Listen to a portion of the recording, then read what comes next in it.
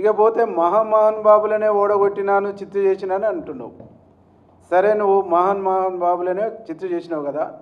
నువ్వు నిజంగా అంత మునగాడివి అయితే, అంత చేతనైనడివి అయితే స్పీకర్ ఫార్మేట్లో నువ్వు రాజీనామా చేసిరా. రాజీనామా చేసి ఇప్పుడు సూర్యాపేటలో గెలువు. నువ్వు సూర్యాపేటలో రాజీనామా చేసి గెలిస్తే నేను శాశ్వతంగా రాజకీయాల నుంచి తప్పుకుంటా. నేను సిద్ధం. నువ్వు సిద్ధమేనా? నువ్వు నెక్స్ట్ నల్గొండలో కాంగ్రెస్ పార్టీని చిత్తుగా ఓడిస్తానంటున్నావుగా. నెక్స్ట్ ఎందుకు? ఇంకా 3 ఏళ్ళ పైచిలుకు ఆగాలంటే చాలా టైం ఉంది కదా. రేపే స్పీకర్ ఫార్మేట్లో రాజీనామా చేసి వచ్చి నువ్వు పోటీ చేయి. నువ్వు గెలిస్తే నేను రాజకీయాల నుంచి తప్పుకుంటా.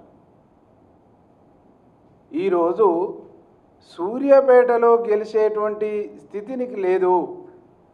నీకు కాదు కదా, నల్గొండ జిల్లా 12 నియోజకవర్గాల్లో బీఆర్ఎస్ పార్టీ అనేటువంటి దాన్ని ప్రజలు మర్చిపోయారు.